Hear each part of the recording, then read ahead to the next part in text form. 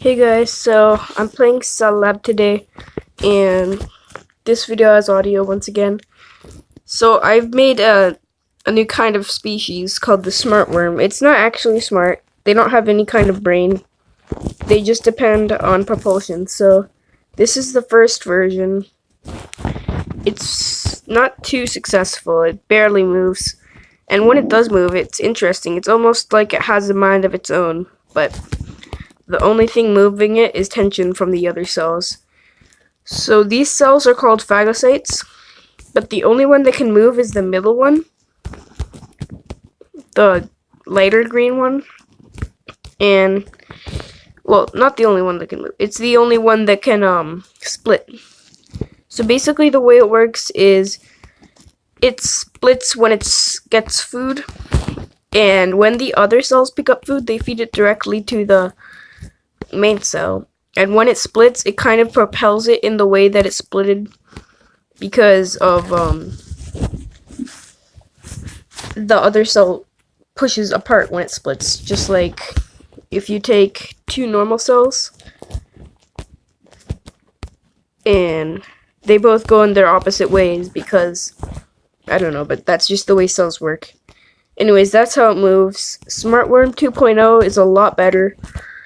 It looks like it almost has a brain of its own. Hold on, guys. This needs a lot less salinity because it can move on its own and it has a different food source. So what this eats, this middle cell is called, this middle cell right here is called a photocyte. It absorbs sunlight to grow. So these strands pick up food. Let's see if I can catch them in the act. So every once in a while, these cells, like that one right there, just picked up a strand of food. That one. So that's how it moves. When it doesn't get food, like when it's starving, like shown here, it just kind of spirals off because it doesn't have enough energy to move. So it moves in the same way as the other one, except it can live indefinitely, but it can't move indefinitely. So you can have a lot of these and they'll all still work fine.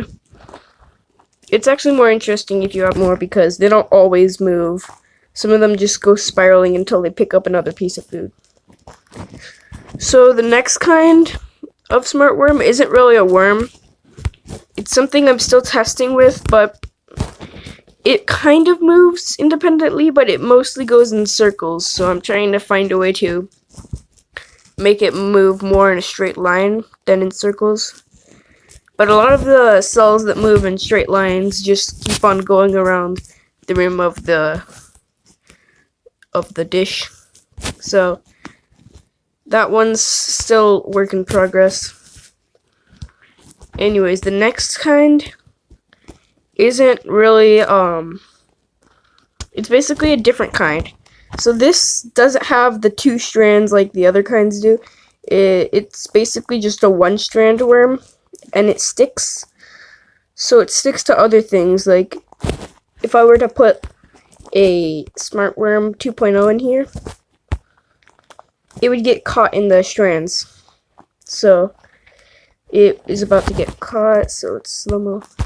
So it just catches things, basically. It's not too useful. I just thought it would be cool to make it, and maybe I can develop it further later on. As for the next kind, it's the Viro Worm. This is pretty good, or like useful. So basically it's just this one little worm. It keeps going around, but it doesn't do much until you add other things.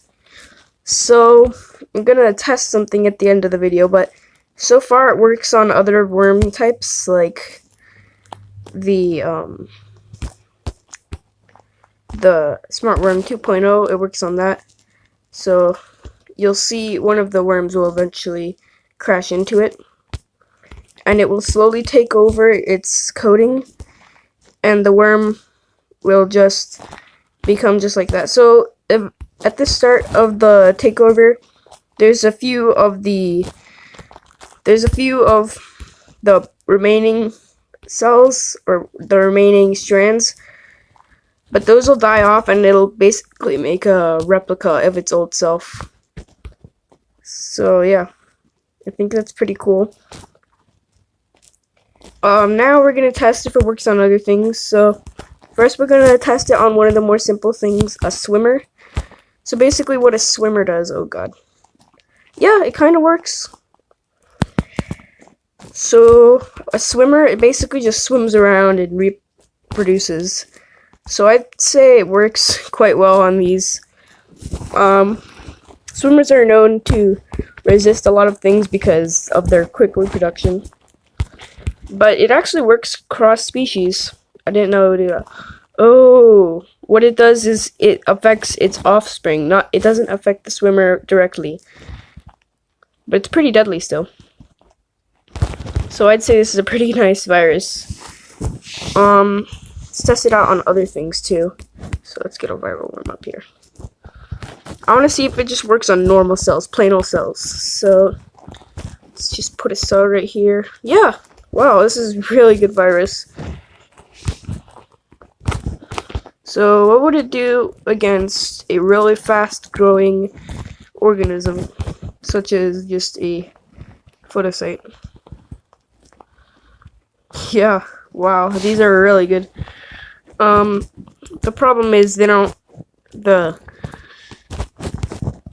photocytes spread faster than the Viro Worm disease, but it's still a pretty nice virus. So anyways, those were my creations. Pretty nice, I guess. And I spent a lot of time making them, you know, so make sure you like, subscribe, comment, share, all that good stuff. And I'll see you in the next video, guys.